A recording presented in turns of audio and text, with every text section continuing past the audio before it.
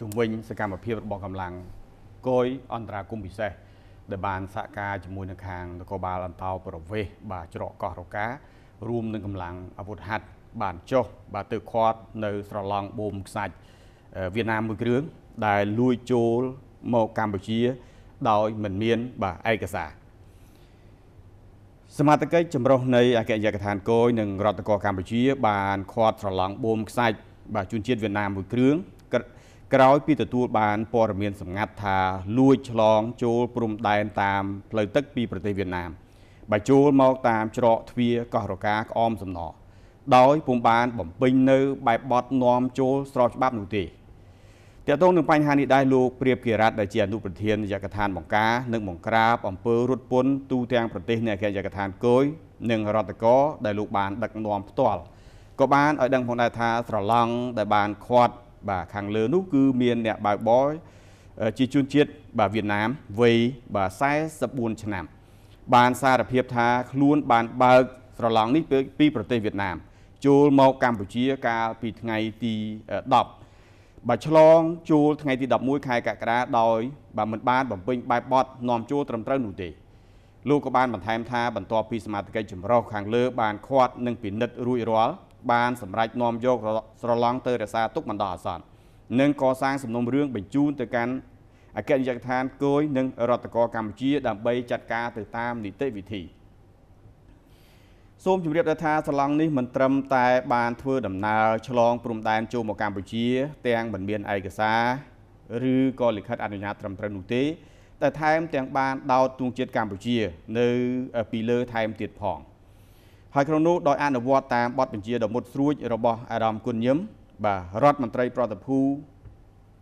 អមនាយករដ្ឋមន្ត្រីទទួលបន្ទុកជាអគ្គនាយកគយបាទនឹងរដ្ឋកោរួមនឹងលោកនូស៊ីថាដែលជាប្រធាននាយកដ្ឋានបង្ការនិងបង្ក្រាបបទល្មើសរត់ពន្ធក៏បានបញ្ជាឲ្យខាងកម្លាំងជំនាញគយនៃក្រមបាទអន្តរាគមន៍ពិសេសដែលដឹកនាំផ្ទាល់ដោយលោកព្រាបគិរតដែលជាអនុប្រធានសហការជាមួយនឹងលោកកែវជាដែលជាប្រធានស្នាក់ការនគរបាលអន្តោប្រវេសន៍កោះរកានិងមន្ត្រីនៃកងអាវុធហត្ថលើផ្ទៃប្រទេសរួមនឹងបាទអាវុធហត្ថខេត្តដោយសម្របសម្រួលពីព្រះអាជ្ញាសាលាដំបងខេត្តព្រៃវែងក៏បានចុះបើកប្រតិបត្តិការខាត់នៅស្រឡង់បូមខ្សាច់មួយគ្រឿងដែលពាក់ស្លាកលេខ HN 2607ខាងលើនោះភ្លាមបាទដែលចូលមកដល់ចម្ងាយប្រមាណជា5គីឡូម៉ែត្រពីមាត់ច្រកទ្វេទ្វេភាគីកោះរកាក្អមសំណកម្ពុជាវៀតណាមដែលស្ថិតនៅក្នុងឃុំកោះរកាស្រុកពីមជរខេត្តព្រៃវែងនិងឃុំក្អមសំណស្រុកលើកដៃខេត្តកណ្ដាលដែលធ្វើដំណើរឆ្ពោះទៅកាន់តំបន់បាទកោះថេងឃុំពីមជរបាទខេត្តព្រៃវែងកាលពីរាត្រីថ្ងៃទី10ឆ្លងចូលដល់ថ្ងៃទី11ខែកក្កដាឆ្នាំ2026បាទនេះសកម្មភាពដែលកម្លាំងបាទគយក្រមអន្តរាគមន៍ពិសេសដែលដឹកនាំដោយលោកព្រាបគិរតហើយក៏បានសហការជាមួយខាងនគរបាលអន្តោប្រវេសន៍កោះរការួមនឹងអាវុធហត្ថបានបាទខាត់បាទនៅស្រឡង់បូមខ្សាច់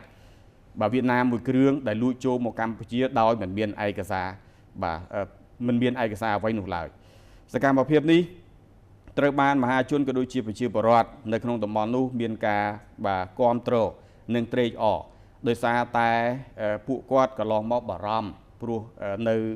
ទីតាំងមួយចំនួនដែលបានបាក់ច្រាំងកន្លងមកនោះគឺដោយសារតែការបូមខ្សាច់មិនមានលក្ខណៈបច្ចេកទេសត្រឹមត្រូវហើយស្រឡង់ដែលចូលមកនេះមិនមានការអនុញ្ញាតបាទមានច្បាប់ទម្លាប់ទេហើយបំរុងគេថានឹងបូមប៉ុន្តែត្រូវបានកម្លាំងបាទគយហៅថាក្រមកម្លាំងគយអន្តរាគមន៍ពិសេសគឺបានធ្វើការសហការមួយជំនាញផ្នែកពាក់ព័ន្ធខាត់បានហើយស្រឡង់នេះជាប្រភេទស្រឡង់ធំមិនមែនស្រឡង់ដឹកជញ្ជូនទេជាស្រឡង់ដែលបូមតែម្ដងមានទយោដល់ទៅ6ឯណោះអញ្ចឹងប្រសិនបើកម្លាំងជំនាញមិនបានចុះខាត់តាន់ពេលវេលាទេនឹងអាចបូមឬក៏ធ្វើសកម្មភាពណាមួយដូច្នេះនេះជាការទប់ស្កាត់នៅគេហៅថាទង្វើរត់ពន្ធផងហើយក៏ជាការទប់ស្កាត់មិនឲ្យមានការបូមដោយមិនមានលក្ខណៈត្រឹមត្រូវព្រោះគាត់លួចចូលមកបែបនេះប្រកបណាស់មិនមានការអនុញ្ញាតមិនមានជំនាញពាក់ព័ន្ធតែគេចុះមកសិក្សានោះទេប្រសិនបើមានការអនុញ្ញាតពីក្រសួងផ្នែកពាក់ព័ន្ធ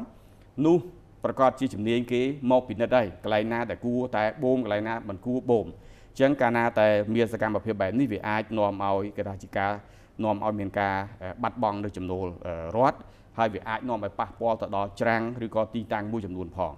បាទទាំងមហាជននិងពលរដ្ឋមានការកោតសរសើរនិងមានការត្រេកអរចំពោះសកម្មភាពនៃការបង្ក្រាបបានទាន់ពេលវេលា